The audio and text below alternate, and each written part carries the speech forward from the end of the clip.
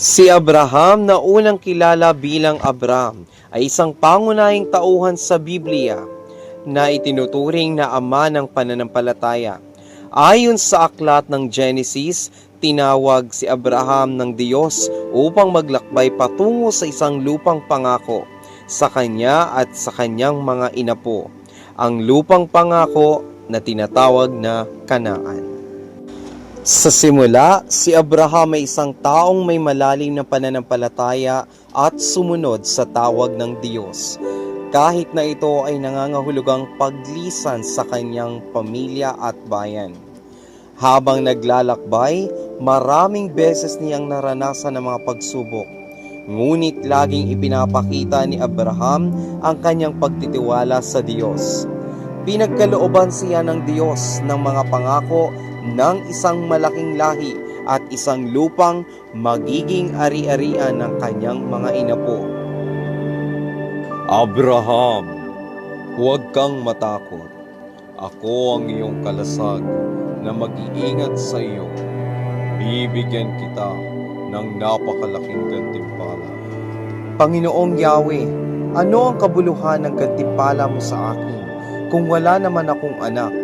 Wala akong tagapagmana kundi si Eliezer na taga Damasco. Hindi mo ako pinagkalooban ng anak, kaya ang alipin kong ito ang magmamana ng aking ari-arian.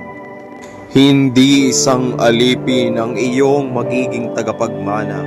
Ang sarili mong anak ang magiging tagapagmana. Tumingin ka sa langit at masdan mo ang mga bituin. Mabibilang mo ba iyan? Ganyan karami ang magiging lahi mo. Si Abraham ay sumampalataya kay Yahweh at dahil dito siya itinuring ni Yahweh bilang isang taong matuwid. Tinupad ng Diyos ang kanyang pangako kay Abraham nang ipanganak si Isaac. Ngunit sinubok din ng Diyos ang kanyang pananalig nang hingi nito kay Abraham ang buhay ni Isaac bilang handog. Matapos kausapin ng Diyos si Abraham, binabagabag siya habang pababa ng bundok. Hingi ng Diyos ang aking anak.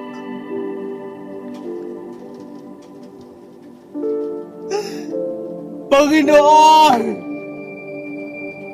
Bakit mo pa pinagkaloob kung babawiin mo rin lang naman? Hindi ko kaya yung buhay ng aking anak.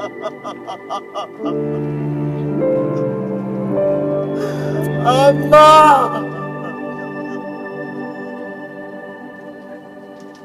Mananamaw po ang inyo.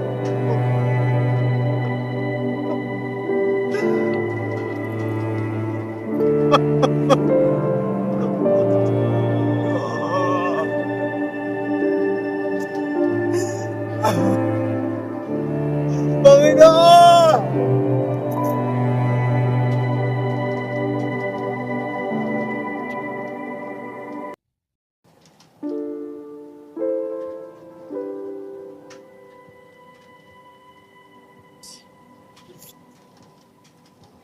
Kung ito ang ibig ng Diyos at ito ang kalooban, susundin ko ang Diyos. Bibigay ko ang buhay. Nang araw ding yaon ay inihanda ni Abraham ang tabak na kanyang gagamitin. Kahit na mabigat at labag sa kalooban ni Abraham, ay sumunod siya sa utos ng Diyos.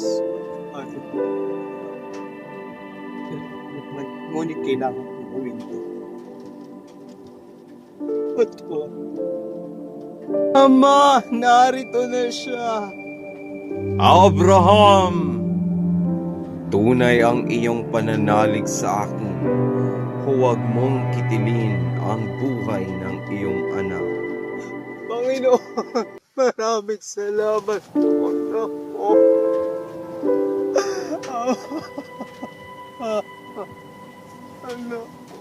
Nagtagumpay si Abraham sa pagsubok sa kanya ng Diyos.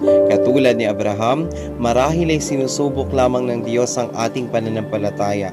Kung kaya't binibigyan niya tayo ng mga suliranin. Siya si Abraham ang mabuting taong dapat na itanghal, huwaran sa matibay niyang pananampalataya sa Panginoon.